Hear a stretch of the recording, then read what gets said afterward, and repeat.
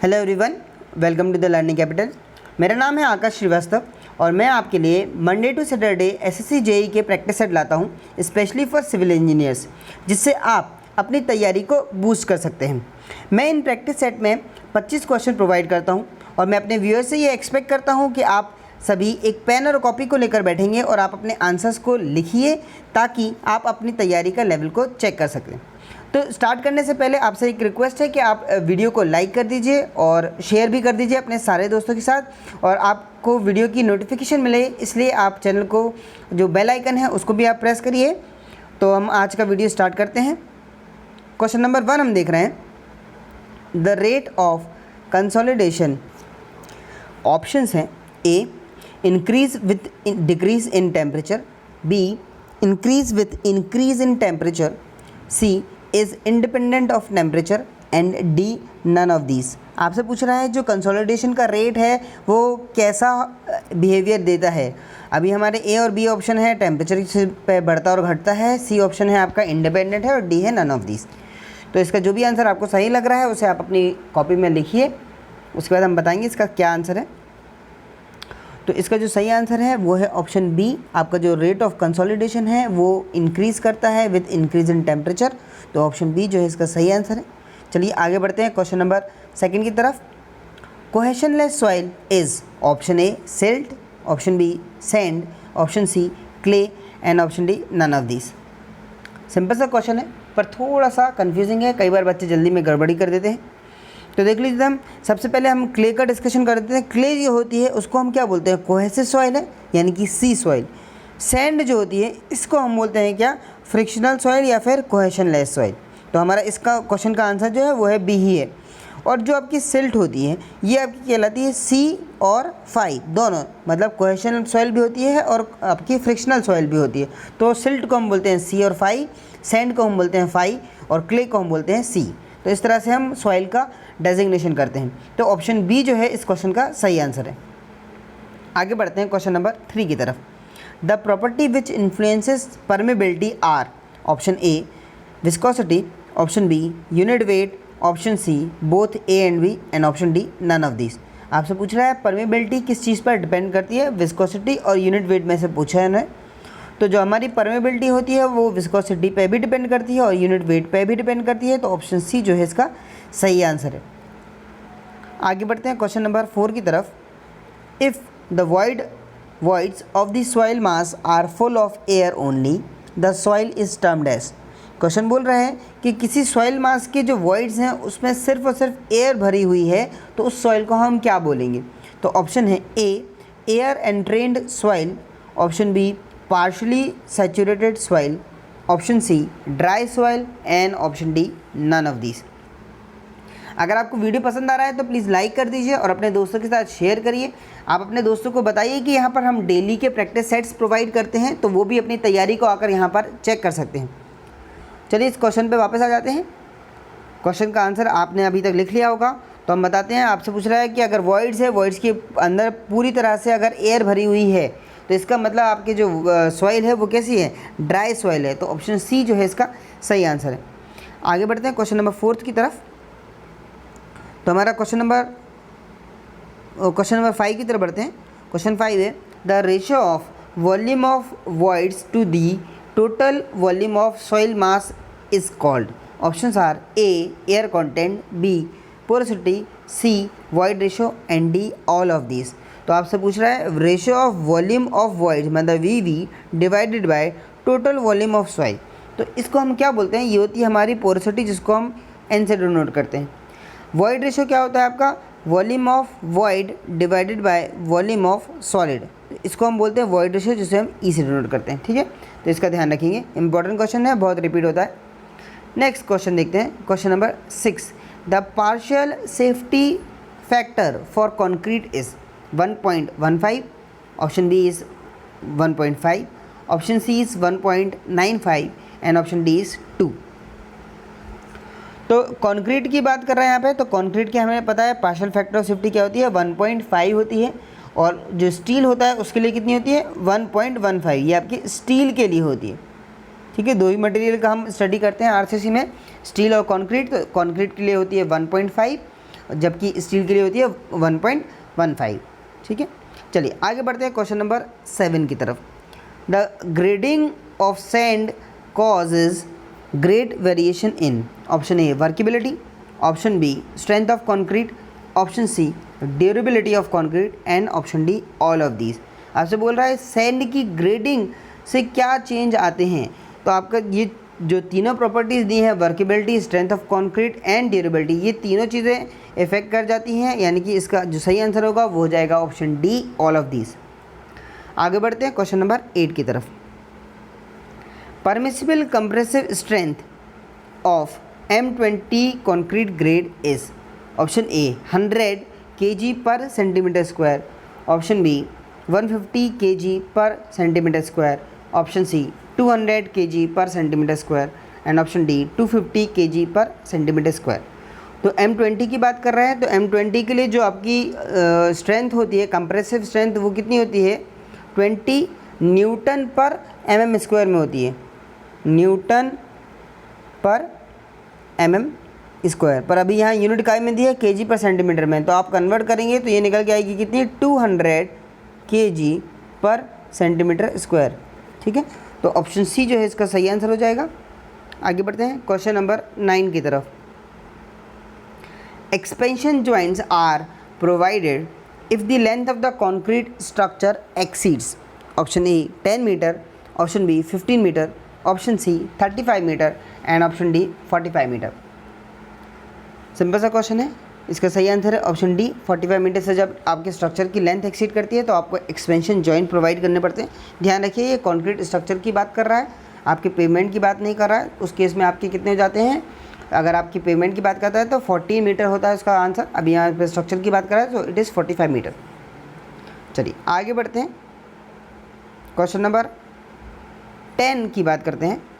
तो the correct proportion of ingredients of concrete depends upon option A bulking of sand, option B water content, option C absorption and option D all of these. आपसे पूछ रहा है कि correct proportion जो होता है concrete का वो किस चीज़ पे डिपेंड करता है, तो इसका जो सही आंसर है वो है option D all of these.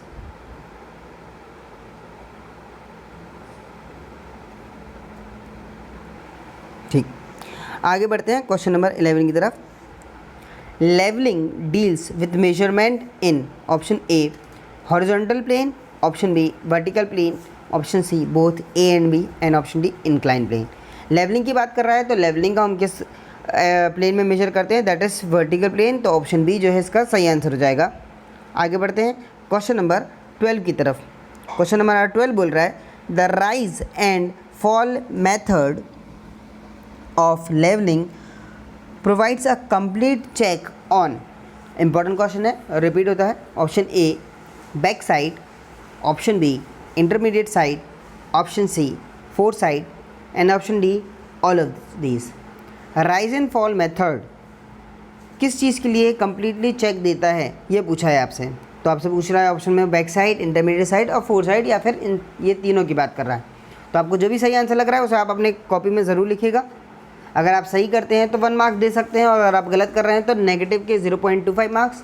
इससे आपको नेगेटिव मार्किंग का भी अंदाज़ा हो जाएगा कि अगर आप रैंडमली मार्क कर रहे हैं तो आपके कितने मार्क्स कम हो जाते हैं। ठीक है, तो ज़रूर से आप ध्यान रखिएगा, ऐसा रैंडमली आंसर भी नहीं देना है। तो इसका जो सही आंसर है that is option D all of this. आपका जो राइज एंड फॉल मेथड होता है वो कंप्लीट चेक प्रोवाइड करता है बैक साइड के लिए, फोर साइड के लिए और इंटरमीडिएट साइड के लिए। चलिए आगे बढ़ते हैं क्वेश्चन नंबर 13 की तरफ। The 2 point and 3 point problem are methods of. 2 point और 3 पॉइंट प्रॉब्लम जो होते हैं वो किसके मेथड होते हैं? Options are radiation, option B intersection, option C traversing and option D is resection. 2 point और 3 पॉइंट प्रॉब्लम की बात कर रहा है। इस तरह के जो मेथड होते हैं वो किस मेथड के लिए होते हैं ये हमें चूज़ करना है। आपको जो भी सही लग रहा है आप उसको आप मार्क करिए। इसका जो सही आंसर है that is option D resection जो होता है वो आपका 2 पॉइंट और 3 पॉइंट के लिए यूज़ होता है। आगे बढ़ते हैं क्वेश्चन नंबर 14 की तरफ। The survey in which the curvature of the earth is taken into account is called। आपसे पूछ रहा है वो सर्वे जिसमें अर्थ का कर्वेचर को कंसिडर किया जाता है, उस सर्वे को हम क्या बोलते हैं? Option A geodetic survey, option B plane survey, option C hydrographical survey and option D none of this. तो इस तरह का क्वेश्चन हमने पहले भी देखा है। आपके कर्वेचर को जब कंसिडर करते हैं अर्थ का, तो उसको हम क्या बोलते हैं? जियोडेटिक सर्वे। और कितना एरिया होना चाहिए, हमने एरिया के ऊपर पहले डिस्कशन हम कर चुके हैं पहले प्रीवियस ईयर सेट्स में। तो एरिया जो है ग्रेटर देन 250 किलोमीटर स्क्वायर से ज़्यादा होता है, तब हम जियोडेटिक सर्वे को अप्लाई करते हैं। ठीक है, तो आगे बढ़ते हैं क्वेश्चन नंबर 15 की तरफ। आई होप आप लोगों को वीडियो पसंद आ रहा होगा। आप अपने आंसर्स को कमेंट सेक्शन में भी बता सकते हैं, और अगर आपको किसी भी तरह का कुछ सजेशन देना है तो उसके लिए भी आप बिल्कुल कमेंट सेक्शन में हमें बता सकते हैं। और अगर आपको किसी पर्टिकुलर टॉपिक पर वीडियो चाहिए तो वो भी आप हमें ज़रूर बताएं। चलिए आगे बढ़ते हैं क्वेश्चन नंबर 15 की तरफ। In surveying compass bearing observed are in option A the whole circle bearing, option B reduced bearing, option C both A and B and option D none of this. Surveying compass में जो bearing होती है उसे हम किस में बताते हैं, ये आपको बताना है।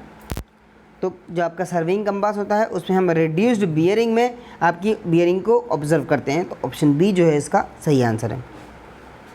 आगे बढ़ते हैं क्वेश्चन नंबर 16 की तरफ। Water cement ratio is generally expressed as volume of water required per, option A 10 kg cement, option B 20 kg cement, option C 50 kg cement and option D 40 kg cement. बहुत ज़्यादा repeated question है, घुमा फिरा कर इस question को पूछा जाता है।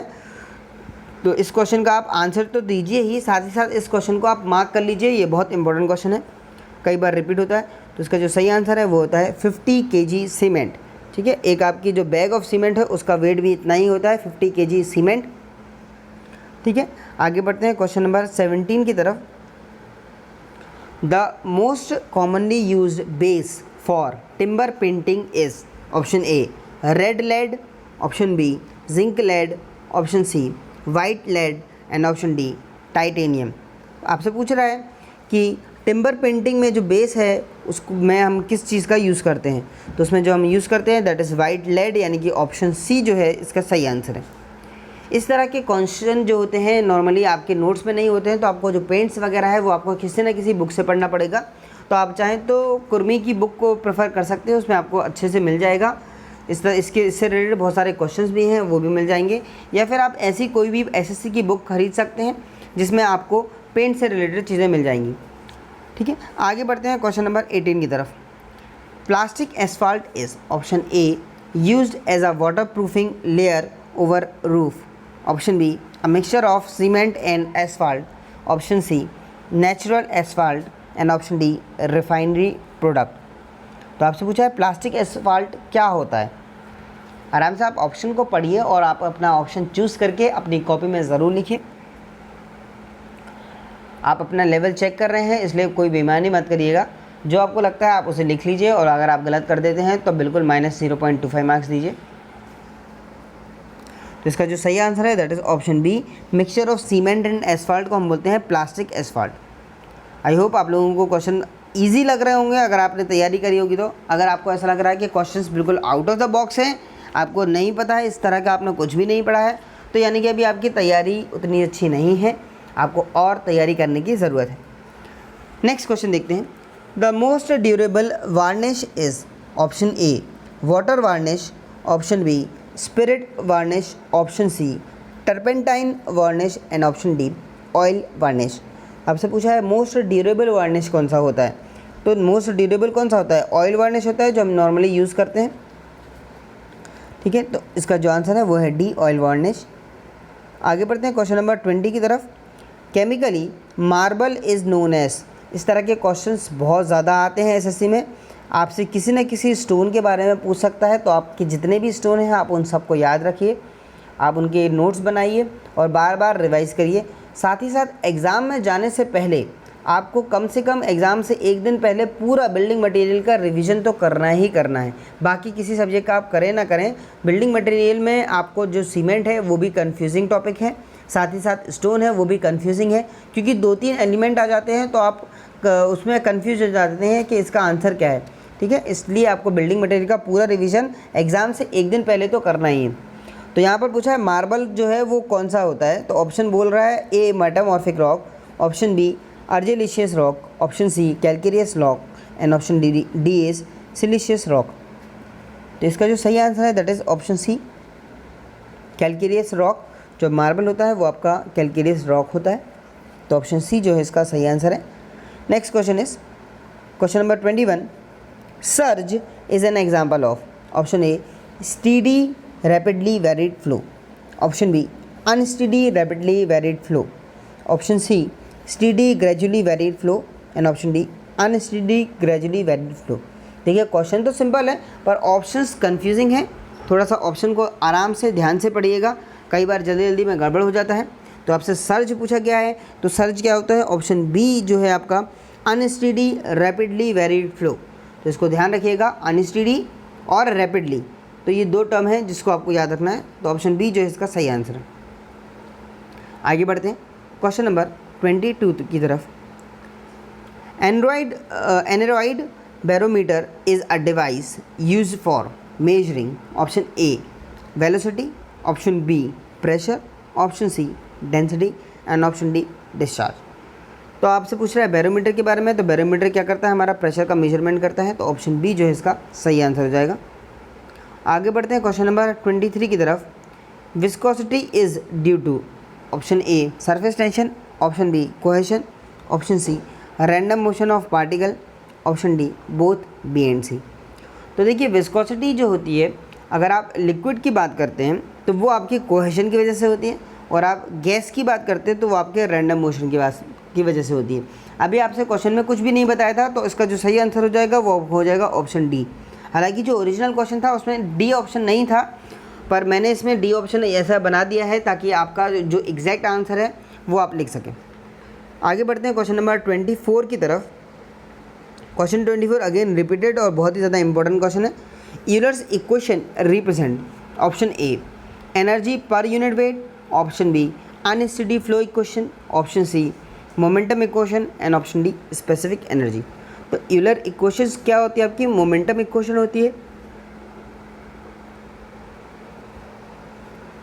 यूलर इक्वेशन जो आपकी होती है मोमेंटम इक्वेशन होती है। तो ऑप्शन सी जो होगा इसका सही आंसर हो जाएगा। ठीक है, एनर्जी पर यूनिट वेट वगैरह में आप कंफ्यूज मत होइएगा, वो आपकी बर्नौली इक्वेशन हो जाती है। लास्ट क्वेश्चन है हमारा question number 25। The dimension of vorticity is, option A T, option B T inverse, option C T square and option B D is T to the power -2। तो वर्टिसिटी की आपसे unit पूछी हुई है, सिंपल सा question है। तो इसका आंसर क्या हो जाएगा, दैट इज ऑप्शन बी हो जाता है इसका answer, T to the power -1 यानी कि टी इनवर्स। जो आपकी वर्टिसिटी होती है वो क्या होती है, अगर मैं इसको टी से डिनोट करती हूँ वर्टिसिटी को, या फिर जिसको हम ओम से डिनोट करते हैं ओम से करते हैं, ohm is equal to 2 into omega.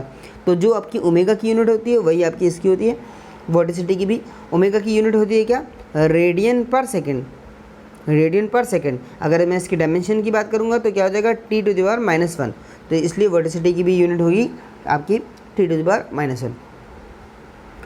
तो आज का सेशन हमारा यहाँ ख़त्म होता है। अगर आपको ये वीडियो पसंद आया हो तो आप उसे लाइक ज़रूर करिए, अपने दोस्तों के साथ शेयर करिए, कमेंट कर बताइए कि आपको ये वीडियो कैसा लग रहा है, और आप चैनल को भी सब्सक्राइब करिए, बेल आइकन को प्रेस करिए ताकि आपको वीडियो की नोटिफिकेशन सबसे पहले मिले। अब आपका काम ये है कि आपने 25 क्वेश्चन में से कितने क्वेश्चन सही करें आप उसे नोट करिए, कितने क्वेश्चन गलत करें उसे भी नोट करिए, ताकि आपको नेगेटिव मार्किंग का पता चल सके कि नेगेटिव अगर होते हैं तो कितने हो सकते हैं। साथ ही साथ जितने क्वेश्चन गलत हुए हैं उसको आपको देखना है कि वो गलत हुए क्यों हैं, और उस पर आपको काम करना है। इसी तरह आप अपने जो आपका लेवल है उसको आप इंक्रीज़ कर पाएंगे। अगर आप कंटिन्यूसली बार बार पढ़ते ही जाएंगे तो आपका लेवल इंक्रीज़ नहीं होगा, आपके मार्क्स नहीं बढ़ेंगे, आप सेम लेवल में फंस कर रह जाएंगे। तो अगर आपको अपने मार्क्स बढ़ाने हैं तो आपको अपनी एरर्स को पहचानना होगा, आप क्या गलतियाँ कर रहे हैं, और फिर आपको इस बात का ध्यान रखना है कि उन गलतियों को आप रिपीट ना करें। तो इस वीडियो को मैं यहीं ख़त्म करता हूँ। Thank you for watching.